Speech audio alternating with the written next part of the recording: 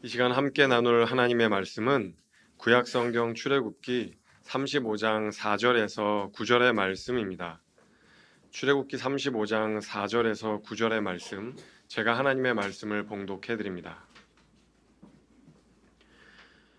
모세가 이스라엘 자손의 온 회중에게 말하여 이르되 여호와께서 명령하신 일이 이러하니라. 이르시기를 너희의 소유 중에서 너희는 여호와께 드릴 것을 택하되 마음에 원하는 자는 누구든지 그것을 가져다가 여호와께 드릴지니 곧 금과 은과 놋과 청색 자색 홍색 실과 가는 배실과 염소털과 붉은 물들인 순양의 가죽과 해달의 가죽과 조각목과 등유와 및 관유에 드는 향품과 분향할 향을 만드는 향품과 호마노며 에봇과 흉패에 물릴 보석이니라. 아멘.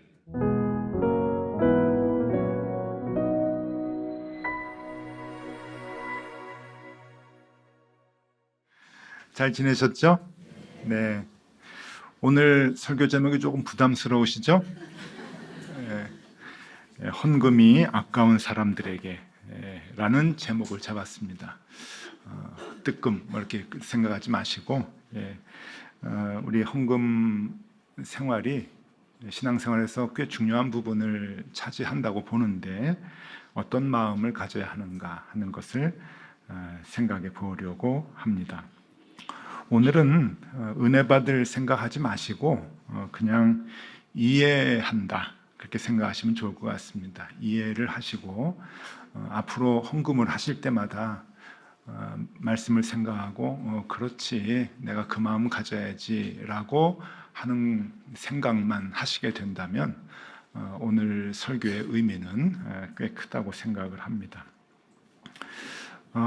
교회는 오래전부터 헌금에 대한 이야기를 많이 했고 헌금에 대한 중요성을 많이 강조를 했습니다. 헌금에 대한 얘기를 할 때마다 가장 중요하게 다루었던 이야기는 귀한 것을 하나님께 드려야 한다. 그리고 내게 있는 귀한 것을 내가 누리거나 쓰지 않고 포기하고 하나님께 드릴 때 하나님께서 큰 복을 주실 것이다 라고 하는 그런 그 논리로 헌금에 대한 이야기를 많이 했습니다. 헌금에 대한 그 두 가지 접근, 성경적 근거에 의한 두 가지 접근은 첫 번째, 소중한 것을 드려라 라고 하는 거죠. 옥합을 깨트린 여인과도 같이 마태복음, 마가복음, 누가복음에 공통으로 나오는데 옥합을 깨뜨렸죠. 300데나리온 정도 되는 큰 가치의 옥합을 예수님의 장례를 위해서 깨뜨린 그 여인의 마음을 높이 삽니다. 또 구약 전체에는 첫 그 열매를 하나님께 드려라 그렇게 명령을 하고 이스라엘 백성들은 생활화했습니다. 첫 열매, 농사를 짓거나 무엇을 해서 첫 열매를 맺게 되면은 하나님께 드렸다 하는 거죠. 그래서 한국 교회의 그 전통 중에 하나도 뭐 이상한 전통이긴 하지만 그 첫 월급을 받으면은 하나님께 헌금을 해야 한다. 뭐 이러한 이야기가 꽤 오래전부터 있었습니다. 그래서 첫 월급은 다 하나님께 바친다. 그렇게 부모님들이 자녀들에게 가르치고 목사님이 청년들에게 가르치고 이제 그랬던 기억이 납니다. 저도 그런 얘기를 듣고 컸고요. 아마 한두 번씩 다 듣지 않으셨겠나 그렇게 생각이 좀 듭니다. 그래서 나에게 소중한 것을 드려라 라고 하는 것이 이제 그 접근의 하나고 또 하나는 하나님의 것을 도둑질하지 말아라 라는 접근으로도 합니다. 그럴 때마다 나오는 말씀은 말라기에 있는 말씀이죠. 말라기서 3장 8절에 보면은 하나님의 말씀입니다. 사람이 어찌 하나님의 것을 도둑질하겠느냐? 그러나 너희는 나의 것을 도둑질하고도 말하기를 우리가 어떻게 주의 것을 도둑질하였나이까 하는도다. 이는 곧 11조와 봉헌물이라. 하나님의 것 중에 봉헌된 것 11조가 있다. 그 도둑질하면 안 된다. 이 11조는 하나님의 것이다 라고 이야기를 합니다. 그런데 여러분 이 이야기는 그 성경에 대한 잘못 이해해서 교회들이 얘기를 하는 거예요. 이 그 말라기에 있는 말씀에 11조 봉헌을 11조와 봉헌문을 이스라엘 백성들이 하나님의 전에 바쳤어요.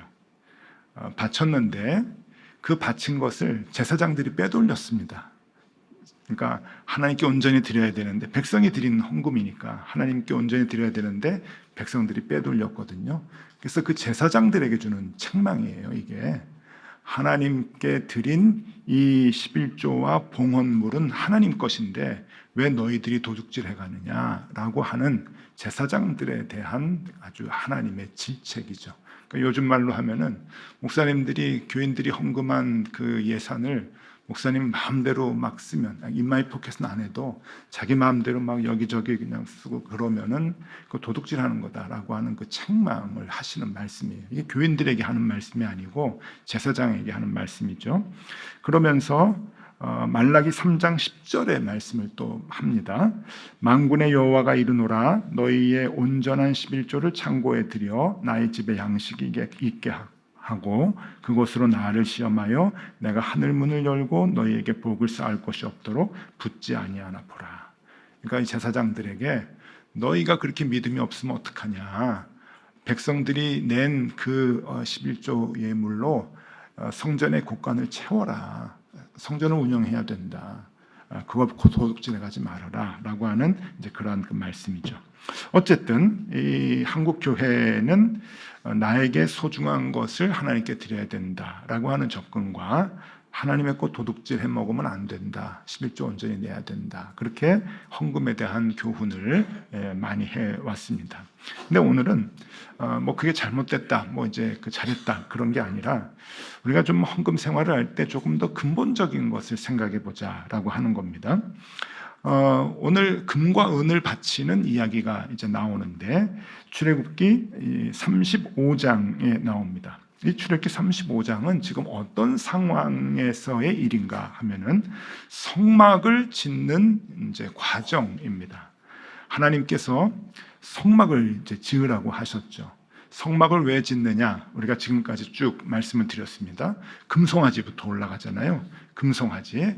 하나님이 우리와 함께하지 않는다. 하나님 부재에 대한 이 불신앙으로 인해서 금송아지를 만들게 됩니다. 그때 하나님께서 책망을 하시죠. 그리고 책망하시고 난 다음에 해결도 해주세요.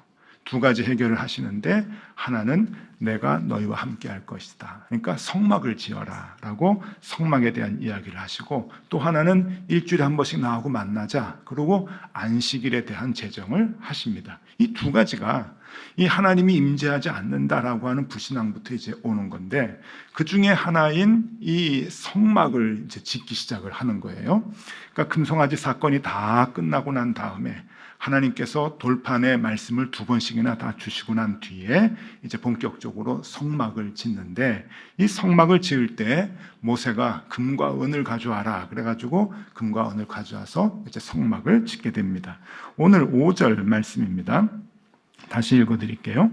너희의 소유 중에서 너희는 여호와께 드릴 것을 택하되 마음에 원하는 자는 누구든지 그것을 가져다가 여호와께 드릴지니 곧 금과 은과 놋과. 그러니까 그때 소중한 건 다 이제 가져오라는 거예요. 또 뒤에 보면 청색, 홍색, 뭐 실들을 이렇게 가져와 가지고, 그러니까 가장 이렇게 그 소중하게 여겼던, 요즘 말로 얘기하는 뭐 보석, 주얼리 뭐 이런 거겠죠. 그래서 그런 것을 가져와서 이제 성막을 짓는 일에 사용을 합니다.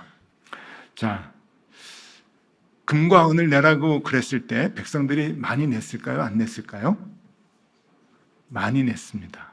어느 정도 많이 냈는가 하면은 한번 보세요. 넉넉히 냈다고 하는데 출애굽기 36장에 보면은 무슨 얘기가 나오는가 하면은 그 성전을 짓는 그 책임자가 와가지고, 모세 선생님, 너무 많이 백성들이 내가지고 이거 큰일 났습니다. 그랬더니 모세가 백성들에게 명령을 해요. 더 가져오지 말아라. 그 정도로 금과 은과 이 그 귀중한 것들을 많이 냅니다. 출애굽기 36장 4절에서 7절까지 읽어드리겠습니다. 성소의 모든 일을 하는 지혜로운 자들이 각기 하는 일을 중지하고 와서 모세에게 말하여 이르되 백성이 너무 많이 가져오므로, 이 부분이 참 좋으네요. 백성이 너무 많이 가져오므로 여호와께서 명령하신 일에 쓰기에 남음이 있나이다. 모세가 명령을 내리매 그들이 진중에 공포하여 이르되 남녀를 막론하고 성소에 드릴 예물을 다시 만들지 말라 하매 백성이 가져오기를 그치니 있는 재료가 모든 일을 하기에 넉넉하여 남음이 있었더라. 저는 그 교회들이 그 모자란다고 막 열심히 헌금하라고는 강조하는데 예산을 넘어가서 그 잉여가 되면은 그만하라고는 광고 안 해요. 모세가 참 대단한 거예요. 너무 많으니까 그만해. 이제 안 가져도 된다. 이제 그렇게 얘기를 합니다. 그런데 중요한 게 있어요. 중요한 것은 이 금을 바친 게 이게 처음이 아니라는 거예요. 지금 35장에 금을 바쳤는데 그 앞에 32장에 금송아지 만들 때도 금을 바쳤습니다. 그러니까 불과 얼마 전에, 아마 날짜로 따지면은 뭐 한 달도 채 안 됐을 것 같아요. 불과 얼마 전에 금을 바쳐서 금송아지 만들었는데 또 금을 바치라 그랬는데 백성이 또 내는 거예요. 그러니까 이게 한 번이 아니라 계속 이제 바치는 건데 백성들이 계속 냈다고 하는 거죠. 출애굽기 32장 볼까요? 32장 2절에서 4절까지 말씀입니다. 아론이 그들에게 이르되 너희의 아내와 자녀의 귀에서 금고리를 빼어 내게로 가져오라. 모든 백성이 그 귀에서 금고리를 빼어 아론에게 가져가매 아론이 그들의 손에서 금고리를 받아 부어서 조각칼로 새겨 송아지 형상을 만드니 그들이 말하되 이스라엘아 이는 너희를 애굽 땅에서 인도하여 낸 너희의 신이로다 하는지라. 자, 이게 뭐 이스라엘 백성이 무슨 봉인가요? 내라 그러면은 다 금을 내 가지고 금송아지도 만들고 성소도 만들고 이제 그러는데 왜 이스라엘 백성들은 금을 쉽게 바칠 수 있었을까 하는 것에 대한 생각을 좀 해보셔야 됩니다. 그들의 종교성이 강했나? 금송아지 만들자 그러면은 우리를 지켜주는 금송아지 만들고 성막 만들자 그러면 또 성막 만들고 금 있는 거 다 가져다가 그렇게 만드는 건 종교성이 강한 것일까? 그렇게 생각해 보는데 그건 아닙니다.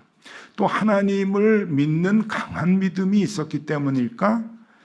그것도 조금 납득하기는 어렵습니다. 왜냐하면은 그 이후로도 이스라엘 백성은 하나님의 말씀을 더 많이 거역을 합니다. 대표적인 예가 정탐꾼 때 대부분 다 이상한 정탐꾼 그 10명의 얘기를 다 신뢰하잖아요. 그러니까 하나님에 대한 믿음이 확고했다. 그래서 금과 은을 다 드렸다, 바쳤다라고 하는 것도 크게 설득력이 없습니다. 자, 금송아지 만들 때도 1차로 금을 냈고 성소를 지을 때도 2차로 금과 은과 소중한 많은 것들을 바쳤는데 그 이유가 무엇일까? 여기에는 중요한 비밀이 하나 있습니다. 그것은 광야에서는 금이 필요하지 않기 때문입니다. 이게 제일 중요해요. 지금 광야잖아요. 이집트 땅이 아닙니다. 이집트에 그 금을 고가로 매입을 해서 돈과 같이 여겼던 그 재산 1호로 여겼던 그 금의 가치, 그 높은 피라미드가 있고 엄청난 건물들이 있는 대도시에서 그 금의 가치는 어마어마했을 텐데 환경이 바뀌었어요. 그냥 몇 달 새에 그들은 아무것도 없는 광야에서 언제 죽을지 모르는 텐트 생활을 하면서 살고 있는 자신들이 이제 되었던 거죠. 그 곳에는 여러분 금의 가치는 이집트에서의 금의 가치하고는 완전히 다릅니다. 자, 여러분들이 사막에 갔습니다. 나침반도 없습니다. 아무것도 없습니다. 어디로 가야 될지 모릅니다. 제일 귀한 게 뭘까요? 그곳에서 제일 가치 있는 거는 물입니다. 물. 그 다음에 먹을 거예요. 그죠? 생존에 필요한 가장 소중한 거. 물론 더 소중한 거는 생존에 소중한 건 공기인데 사막에 공기는 있으니까. 근데 물이 없잖아요. 물이 없고 먹을 게 없는데 그 물이 없어가지고 죽기 직전에 하나님이 물을 주셔요. 그리고 계속해서 물을 공급해 주셔요. 먹을 것이 없어가지고 죽어갈 때 하나님이 만나를 주십니다. 40년 동안 계속 만나를 주셔요. 그러니까 조금 배가 부르니까 이번엔 고기가 먹고 싶다 그러니까 하나님이 또 메추라기 보내주셔서 고기 맛도 보게 하십니다. 40년 동안. 이 광야에서 그러면 물이 해결이 되고 하나님이 만나를 주시고 하나님이 메추라기 고기 맛도 보게 하시는데 금과 은이 필요할까? 만나를 많이 챙겨가지고 장사를 해서 또 쌓아놓고 없는 사람한테 팔고 그러면 금과 은이 필요하죠. 그게 돈이 되니까. 그리고 먹고 사는데 그게 필요하니까. 근데 하나님이 제정해 주셨던 삶의 법칙은 그게 아니잖아요. 누구나 똑같이 그리고 매일매일 공급을 한다. 굶주리는 사람 없고 배부른 사람 없이 쌓아놓지 말아라 라고 하면서 하나님의 삶의 방법을 완전히 바꿔주십니다. 그러니까 이스라엘 사람들은 하루아침에 삶의 환경이 확 바뀌는 거예요. 삶의 환경이 바뀌는 것은 여러분 가치관이 바뀌는 거예요. 그러니까 가치관이 바뀌지 않으면 삶의 환경이 바뀌지 않은 겁니다. 가치 있었던 것이 폭락하게 되고 가치가 없었던 것이 가치가 높아지는 것, 이게 환경의 변화를 얘기하는 것이죠. 그래서 광야에서는 청색, 자색, 홍색실이 필요하지 않았습니다. 금과 은과 놋이 그렇게 소중하지 않았습니다. 그러니 야, 금송아지 만들게 내라. 바칠 수 있는 거예요. 어렵지 않게 성막을 만드는데 바쳐라. 금과 은을 가지고 있으면 오히려 무거워요. 왔다 갔다 할 때, 텐트 옮길 때 오히려 무겁습니다. 갖다가 바칠 수 있죠. 환경의 변화를 정확히 이해하는 것이 필요하다라고 하는 겁니다. 이거는 우리의 삶 속에서도 너무 많이 경험을 했던 일입니다.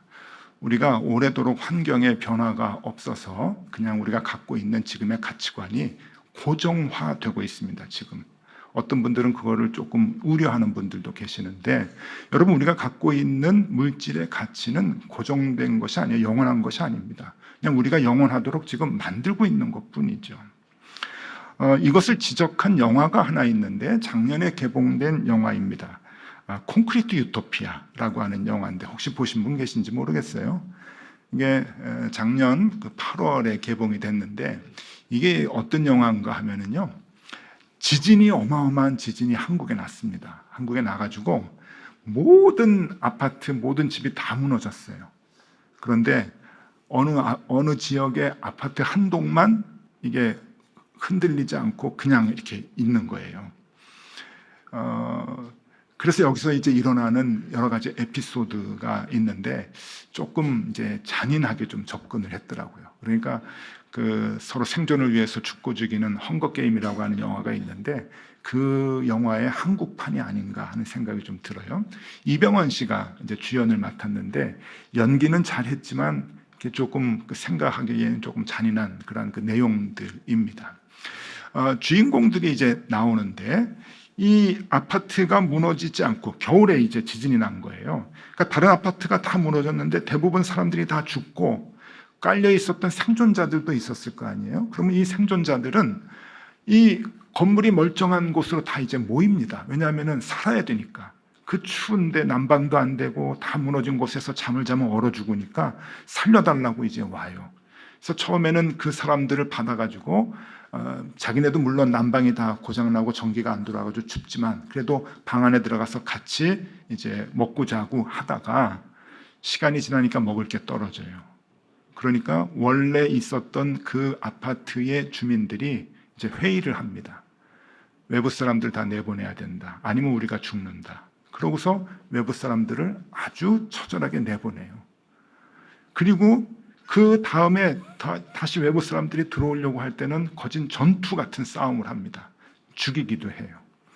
그리고 이제 먹을 것이 떨어지니까 나가서 식량을 구하죠.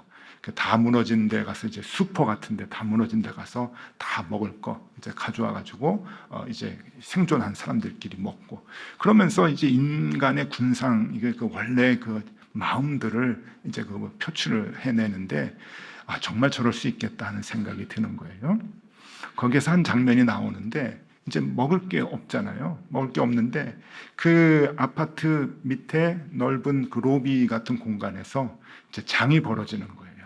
자기들이 갖고 있었던 걸 와가지고 이제 파는 거죠.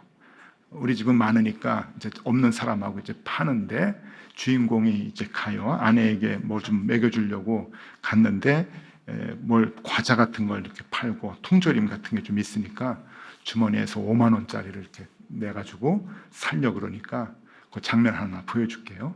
그 파는 사람이 말도 하기 싫은가 봐요. 그냥 딱 내고 있는 거예요. 현금 안 받는다. 뭐를 받느냐? 라이터, 기름, 생수, 이거 좋다. 이거 가져와 가지고 너 먹고 싶은 거 과자 가져가. 그러는 거예요. 근데 저걸 보는 순간 맞지, 저게 맞지. 상황이 저렇게 되면은 제일 필요 없는 게 돈이죠. 돈 필요 없어요. 그러니까 그 장면에서 현금이 필요가 없으니까 그러면 뭐가 있나? 그랬더니 손목시계 풀어가지고 주니까 통조림 하나 주더라고요. 그런 거예요, 여러분. 이게 옛날만 그런 게 아니고 광야에서만 그런 게 아니고 지금도 마찬가지입니다. 지금도.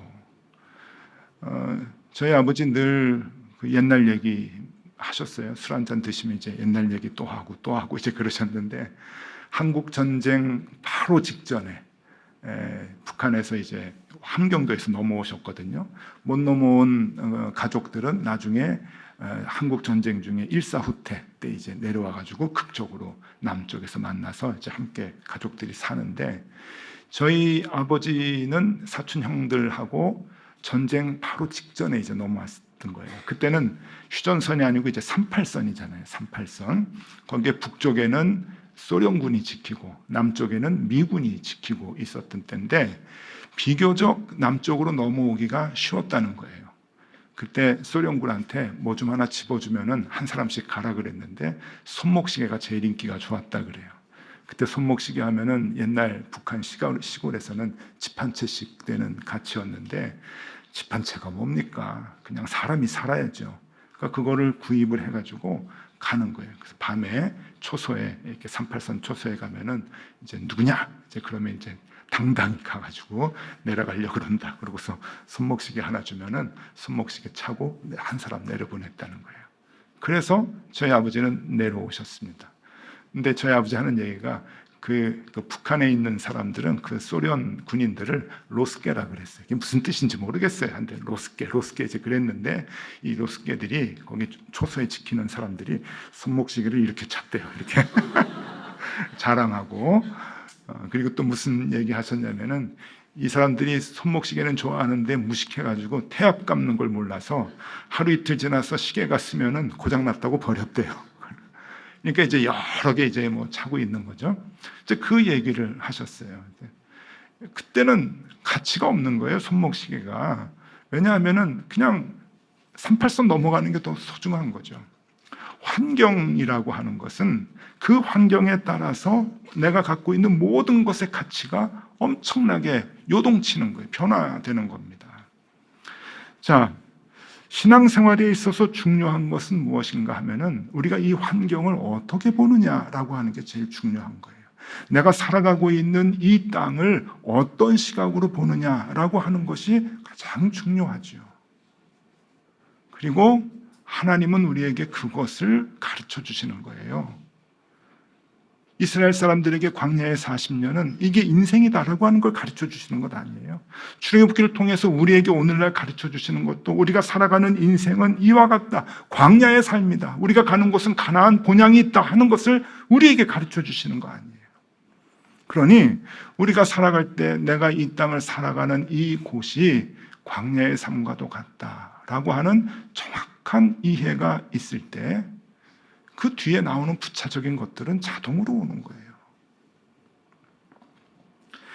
이 땅은 잠시 있을 나그네의 삶이다 라고 생각하는 사람과 아니다, 이 땅이 전부지, 이 땅에서 삶이 끝나면 끝이야 라고 생각하는 두 사람의 삶의 방식은 확연히 다르게 됩니다. 먹는 것 마시는 것 다 하나님이 공급해 주신다라고 확고하게 믿는 사람과 아니야, 내가 쌓아놓고 늙어서도 먹어야지, 창고에 쌓아놔야지 라고 하는 사람의 삶의 방식은 같을 수 없습니다. 헌금 얘기를 좀 해볼게요. 오늘 본문은 금과 은과 소중한 것들을 내라 그랬는데, 자, 11조를 한번 생각해 보십시다. 11조. 정확히 내는 것 중요하다고 배워왔죠. 그래서 어떤 분들은 끝점까지, 1원까지 다 계산해서 하나님께 드립니다. 또 하나님의 몫을 챙겨야 된다, 정확히 챙겨야 된다 라고 또 배워왔어요. 그래서 하나님의 몫을 챙기려고, 내 몫도 챙기고 가족들 몫도 챙기고 하나님 몫도 챙겨야 된다고 그렇게 배워왔습니다. 자, 끝점까지 떼면은 마음이 좀 편하십니까? 하나님의 것, 내 것도 챙기고 하나님의 것 챙겨드리면은 신앙생활 하는데 좀 마음이 편하실까요? 그래야 우리가 헌금생활 제대로 잘 하는 걸까요? 그래야 믿음이 좋은 걸까요? 여러분, 그거 부담 아닙니까? 그렇게 생각하는 것 자체가 부담 아니에요? 그렇게 해야지만 신앙생활을 잘 한다고 생각을 한다면 그때부터 그건 이미 율법주의죠. 율법주의. 그러니까 여러분, 끝장을 내야 되겠다. 하나님의 몫을 정확히 계산해가지고 드려야 되겠다. 그거 나쁜 건 아니지만 그거 하기 전에 우리가 해결해야 될 게 있어요. 내가 살아가고 있는 이 땅을 내가 어떻게 보느냐.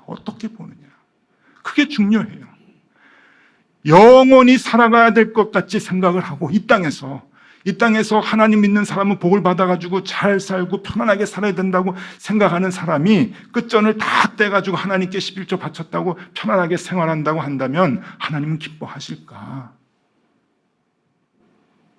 그거는 올바른 헌금이 아니죠. 그래서 하나님이 좋아하시는 것은 그것이 아닙니다. 정리를 해드리면 헌금 생활에 있어서 무엇이 중요한가? 두 가지만 말씀드리면은, 첫 번째는 우리가 살아가고 있는 이 땅에 대한 이해가 중요하다. 여러분, 하나님 그걸 원하시는 거예요. 헌금을 얼마를 냈느냐, 11조를 정확히 띄어서 하나님께 냈느냐, 그걸 원하시는 게 아니고 네가 지금 살아가고 있는 이 땅을 네가 어떻게 생각하고 있느냐, 무엇으로 바라보고 있느냐, 여기에 대한 마음을 하나님은 원하고 계시는 거죠. 땅의 이해에 대한 가치, 이해에 따라서 내가 갖고 있는 모든 시간과 물질과 모든 것에 대한 가치가 달라지기 때문에 살아가는 전체가 유혹 같아요. 유혹. 그러니까 내가 이 땅을 어떻게 바라보느냐에 따라서 유혹을 이제 이길 수 있죠. 지난달에 그 목회자, 미국에 있는 목회자 멘토링 하는 그 컨퍼런스에 참여하려고 미국에 갔는데 이제 뉴욕을 갔어요. 뉴욕을 가면은 그 이상해요. 보면은 유혹이 와요. 이게 네가 살아야 될 땅이다. 네 아이들이 살아야 될 땅이다. 그러면은요, 잠깐 보면 헷가닥해요. 그래, 조금 더 모아야지. 좀 열심히 살아가지고 이런 데서 아이들이 살 수 있도록 해야지.